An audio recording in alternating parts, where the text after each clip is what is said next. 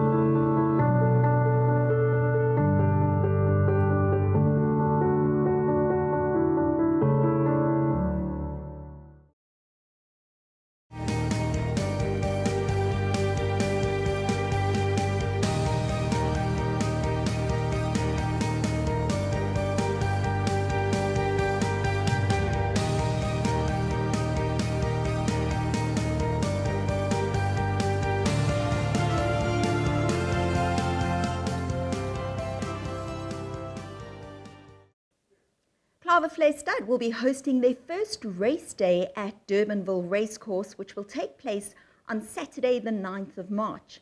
Grant Knowles tells us what the racegoers can look forward to on the day. The Claverflay Farm Sale race is fast approaching out at Durbanville on the 9th of March. Earlier in the month we caught up with Grant Knowles to give us a little bit of information about the race day, and Grant is back with me this morning to give us an update. Welcome, Grant. Thanks very much, Alfie. Exciting times, obviously the first Claverflay Farm Sale race, and I think there are 11 nominations at this point and we're waiting for final acceptances, but what's been more encouraging is the support that we've had for the football. So 10 teams have been entered and some great teams, and I think it's going to be some nice inter-stud rivalry. There's also 2 trainers teams, and I think it's going to be a good fun day. I've heard there's quite a few teams involved, and it's nice to have the breeders involved and the trainers, and we all know that the grooms, they love their soccer, don't they? So it's going to be really exciting watching them play and letting them have a bit of a moment on stage as it may be, you know, for themselves. Absolutely. They're actually going to get the best of both worlds. They're going to enjoy the football, and what we've done is we've divided the 10 teams into 2 groups. We've got the Captain L group and also the Twice Over group. They'll have a round robin tournament within themselves, and then the top 2 teams in each group will go through to the semi-finals. So the winner of Group A takes on the second horse in Group 2 and vice versa, and we'll work out who the final is that way around. And again, just a fantastic initiative from Betting World as well, that there's 10,000 Rand up for grabs for the winning team as well. So they're going to get to play soccer, they're going to get to go racing, they're going to have a bra facility there where they can enjoy a bra with some racing, a couple of betting vouchers as well. And if they've won the soccer, they've got 10 grand to boot as well. And what time does this all kick off? You know, obviously they're going to play football before the racing starts. Yeah, they're going to play beforehand, so we're just waiting to finalise the number of teams to see how early we had to start. But it's not going to be a long game. They're going to be 10 minutes each half, so a 20-minute game per side, and then obviously go through. So we're envisaging the first game to start at about 10:30, and then all the football should be finished by about 1 o'clock, and I think the first race scheduled for around 2 o'clock. So it lends itself for the whole afternoon. And yeah, the guys will be a little bit hot and tired for when the racing starts, but I'm sure a couple of liquid refreshments will get them back to full strength, and then they'll be able to support some of the horses that they've raised from foals. And I think that must be a nice initiative for them as well. Some of these grooms would have actually delivered these foals at the farms where they're playing for, and now they'll get to see them racing, and I think it's just a nice tie-in for everybody concerned. Yeah, absolutely lovely to get these guys involved, and Durbanville is the perfect venue. As we know, you know, the families can come along. It's a great area for picnics and braais, and really is a festive and fun place to have it. Absolutely, and Kenilworth Racing have put on the market as well, so we'll have all the market activity. I think those markets really have revolutionised the crowds that come through there, because there are a lot of new faces that we see there that might just have a look in the parade ring, see the horses milling around, and Durbanville lends itself to that as well. So I think with the market there, with obviously the nice race, 225,000 Rand up for grabs, the football earlier on, I think guys will be taking bra packs and they will be having a nice family fun day out there. So it should be good. Let's just hope that the weather plays its part. Yeah, and as you said, we're not quite sure what's going to be running yet, but it's sure to be a fantastic field, and it's going to be really exciting to see those farm sale horses in action. Absolutely, and the nice thing is it's quite a quick return for the guys. The farm sale was only in June, so it's like 6-7 months down the line these guys are running, and they're running for a nice stake as well. And it wasn't an exorbitant entry fee for them to get into the race. So it should be a lot of fun. We're looking forward to it. We're looking forward to having our grooms participate. And I've got to thank the teams that have entered. I'm just going to take 2 seconds and just mention who the farms are that have entered and who the teams are. So we've got Cloverflay have entered the team, Sandown Stud, Lummerskraal, Snaith Racing, Sands Racing, Ridgemont, Drakenstein, Klipdrift, Main Chance, and Agri Expo as well. So a great bunch of teams that are going to participate. They're all going to get their kit. They'll be having a proper football kit printed, and I think it's going to be a great day. The Breeding to Win team will be there to cover some of it. We'll have a highlights package and get to interview some of those winning grooms when they receive the 10,000 Rand too. Sounds like a pretty competitive lineup. That's some top farms involved, top trainers. That's going to be very cutthroat, competitive stuff there. I think it's lovely to become an annual event, and these guys get to take each other on an annual basis. I think the rivalry will be good, and as long as it's sporting and conducted in the right manner, it should be fun. And I think everybody who comes to the course will really enjoy the day, and we're certainly looking forward to it. Yeah, and really excited to see those runners, because some top horses have come out of the farm sale, and of course we've got the farm sale again in June to look forward to. Absolutely. So it's a nice little warm-up for that as well, and the guys that win the stake maybe are the ones that come back and maybe reinvest at the farm sale on the 15th of June again.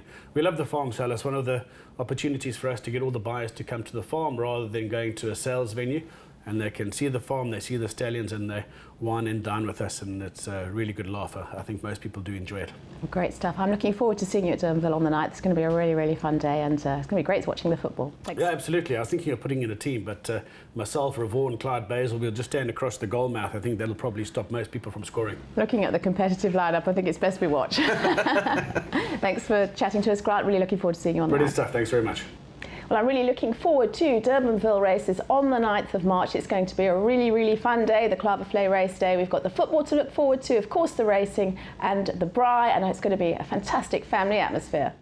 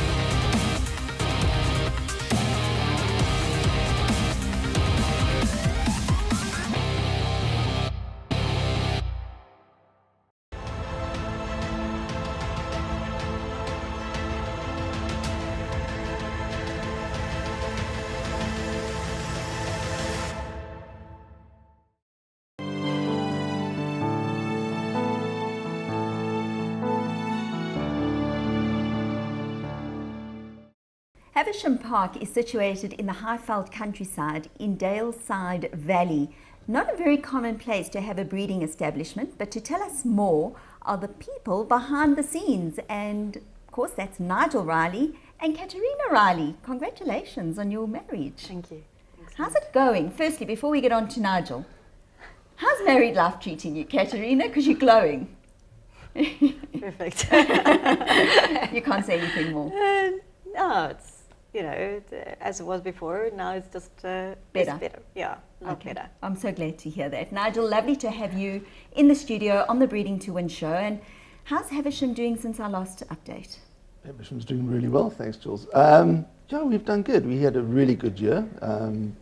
We produced in our first crop of sales horses, which are now 3-year-olds. We produced one of the better 3-year-olds in the Cape. It was called Herodotus. He ran third in the Cape Derby. Glenn Cotton's done an amazing job with him. He really has. And he's an interesting guy, Glenn, because, you know, we sold the horse, but he still keeps us very involved in it, which is wonderful. I mean, it doesn't happen with many trainers, and it's quite refreshing. But he's done well. Sales, I think everybody struggled with. And hopefully it's going to change. And we've got 2 on the national yearling sales. Looking forward to to those. I know when we last chatted, or when I chatted to Fred, you guys were just starting out. You had the 70 mares, the 2 stallions. Has that grown? Has it changed at all? Yeah, we've got about 140 horses on the farm Sure. now, Okay. of all ages and sizes. The stallions did well. They covered fairly good books. Wings, of course, was set back because he had a colic surgery.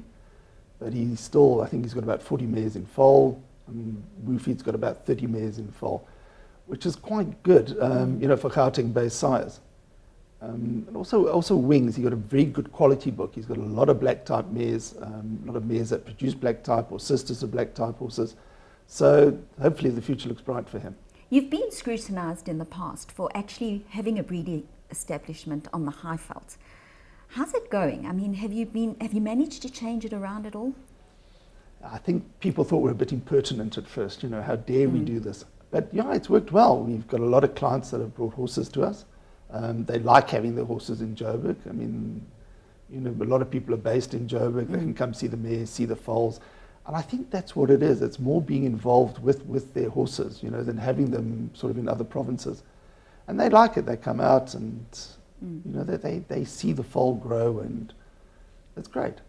Katerina, Havisham's a beautiful property, 350 hectares. I know the last time when I was there, you had your open day, which was a huge success, despite a little bit of the wind blowing us away. It was really fantastic. And I know it's going to be bigger and better this year. So tell us what you've got planned for us. We were overwhelmed with the outcome of the first stallion day, but we decided to do something different. Some stallion days have their days during the mornings, and they have their little brunches. But I thought, well, why not do it in the evening? It's a lot more fun that happens at night. So it offers more mysticism, and I just thought, well, let's inject a little bit of our culture in it, and you'll enjoy this, Jules. You'll have the belly dancing, and we'll have the Greek dances as well, and lamb on the spits, and Proper Greek yeah, style, hey? proper, yeah. So we'll have more fun. And Saturday, the 23rd of March, is when it's happening, and that time of the year should be perfect No, absolutely. for an evening event.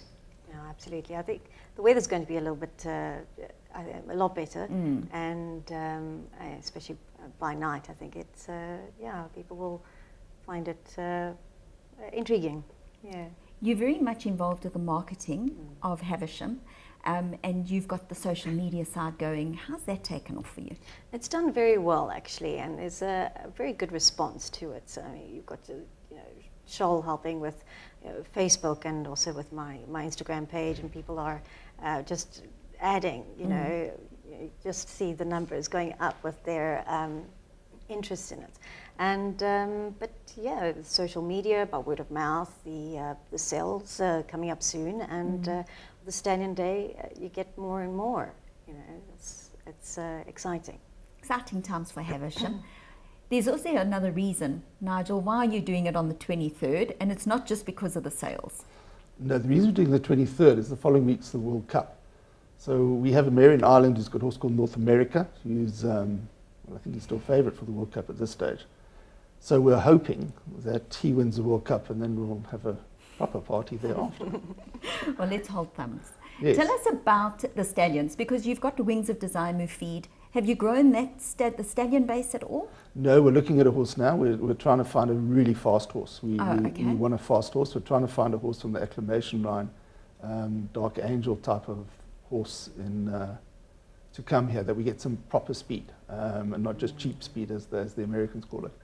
So we're hoping that we get a speed horse. We bought a Dark Angel mare in Ireland now in February. I'm sure she'll stay there.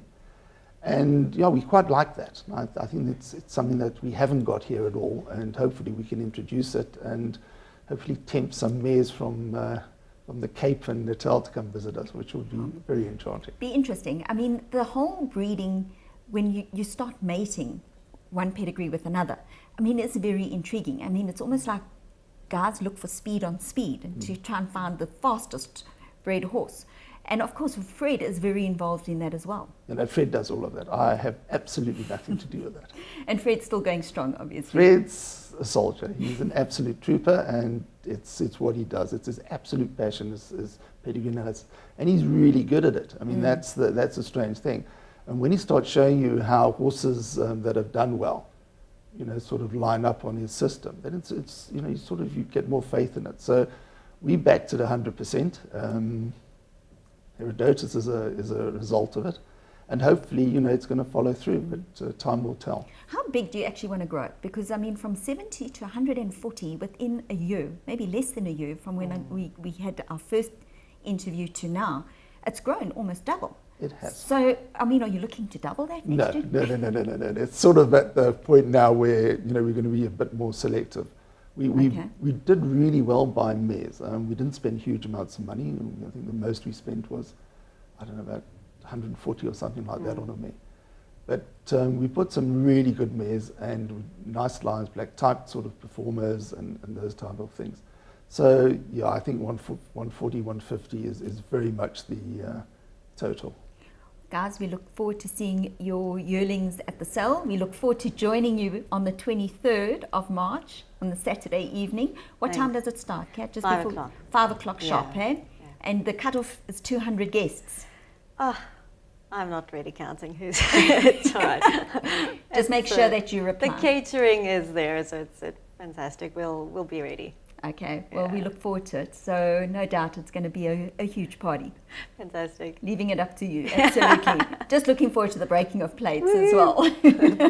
Kat, thank you very much for coming into the studio. Nigel, thank you for your time. And once again, we wish Havisham Park all the very best for the future. Julie, thank you very much for having us. Thank you.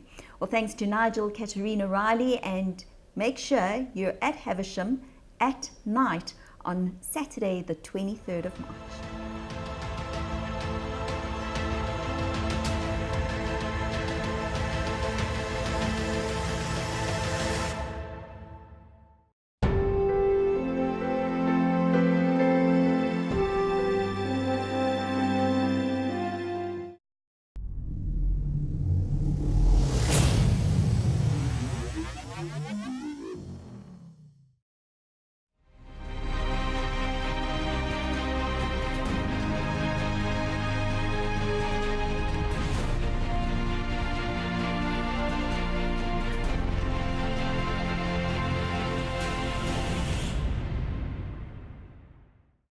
The young blood of Normandy stud Oscar Fulks enjoyed Grade 1 glory last year when his homebred, Sergeant Hardy, won the Grade 1 Cape Flying Championship. Fiona catches up with Oscar to chat to him about Normandy stud's fractional ownership.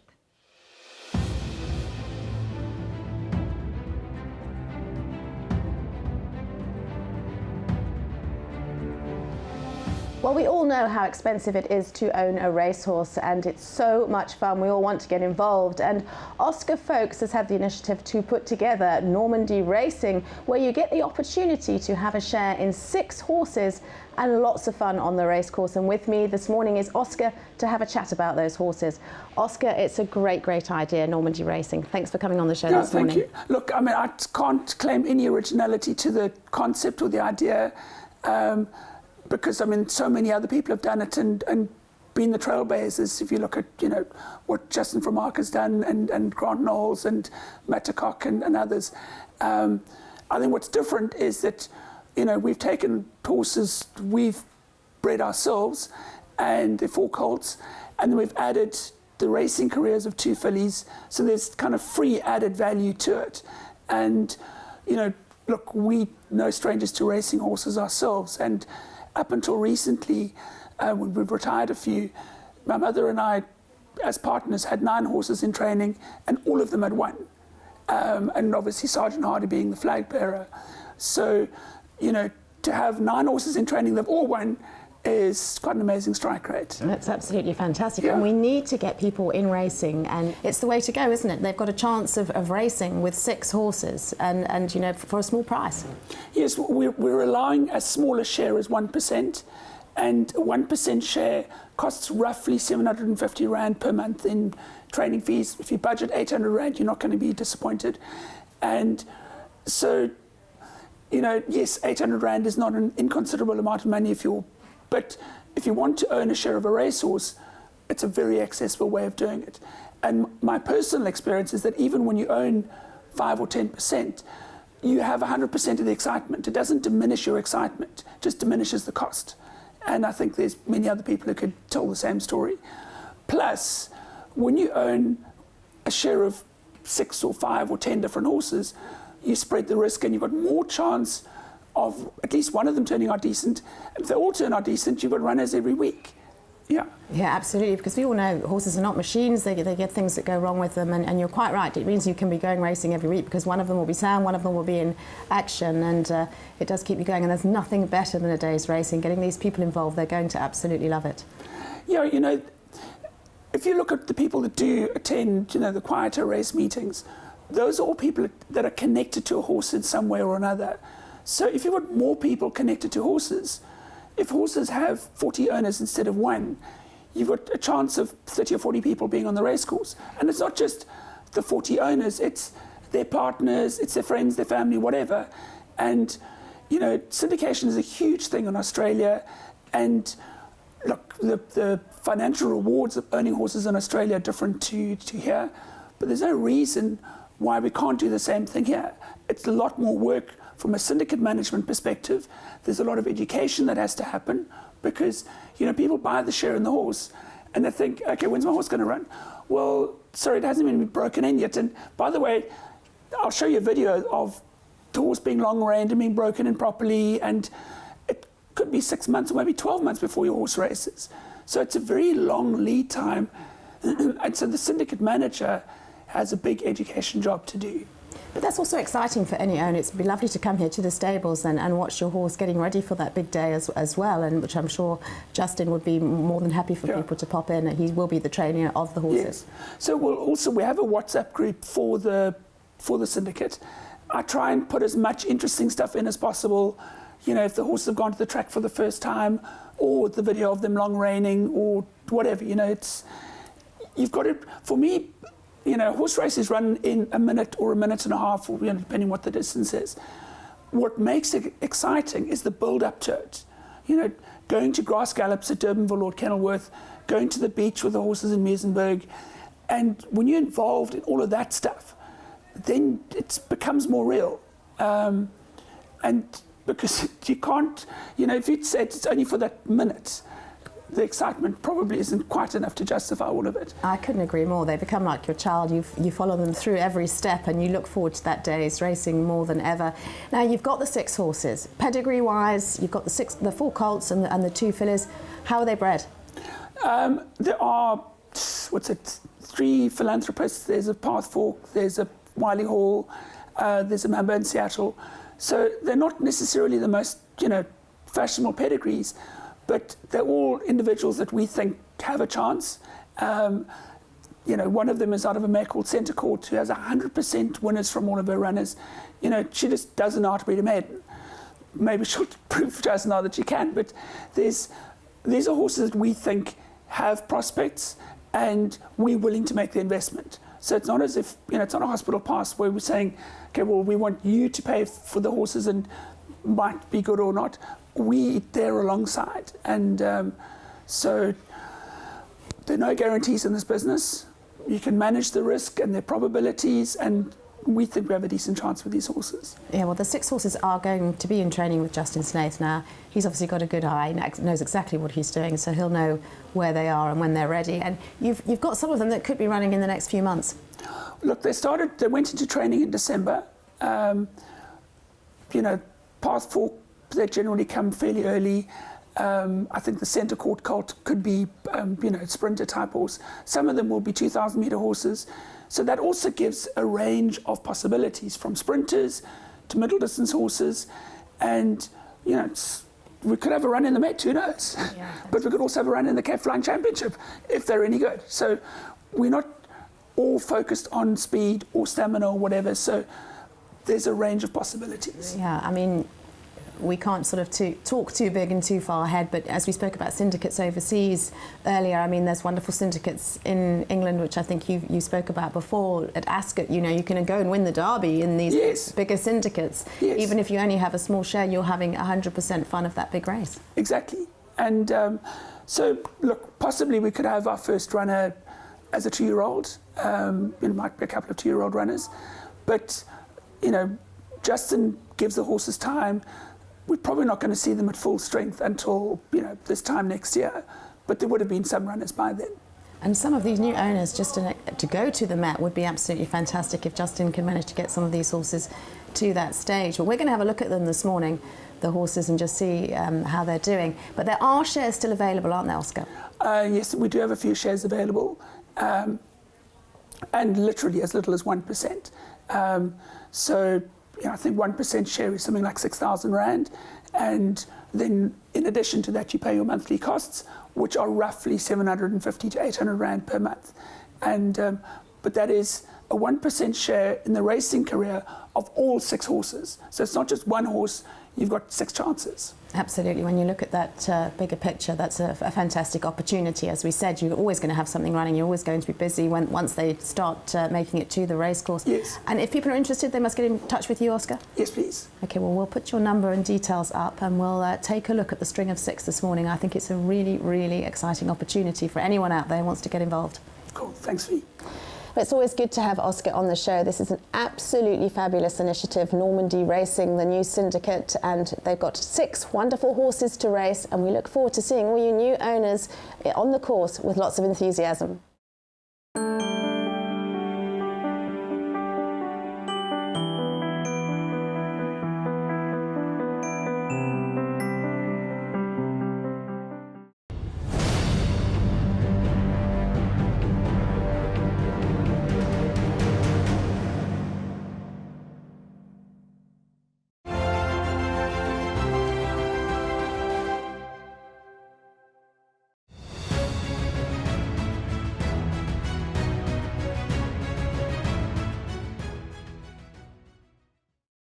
John Freeman manages over a dozen of South Africa's top stallions. Tonight, we feature multiple Grade 1 winner, Wiley Hall.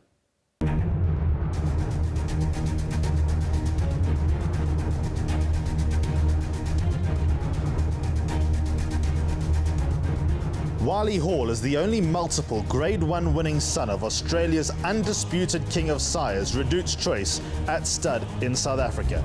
He achieved a merit rating of 119.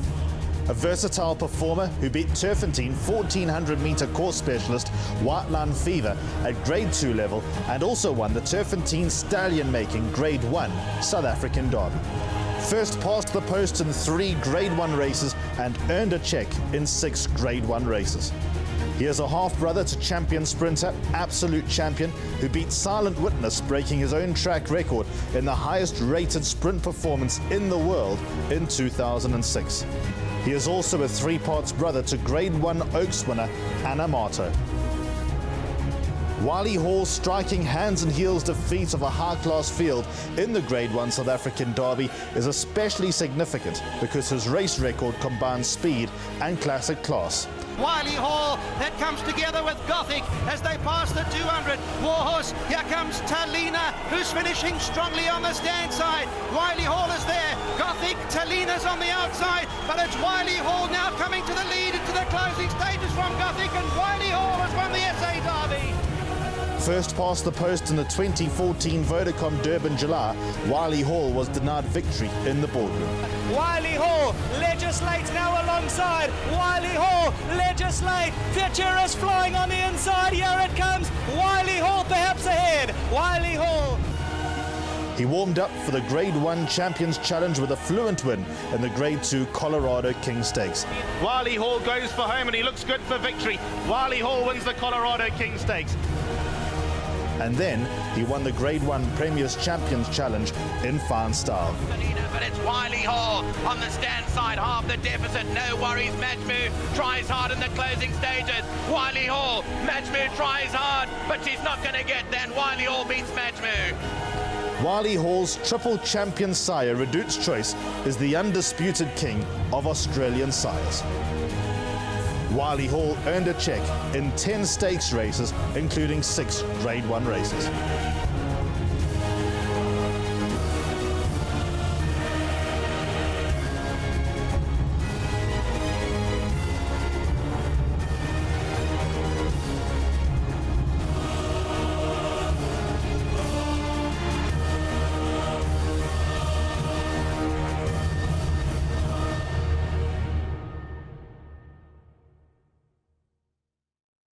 Looking after our equines once their careers have come to an end is of paramount importance to anyone who is passionate about our sport. The Western Cape Equine Trust, a non-profit organisation, do a superb job in rehoming and looking after our ex-racehorses. Klavervlei Stud have decided to host a luncheon at Vasco's on Tuesday the 12th of March to aid this worthy cause.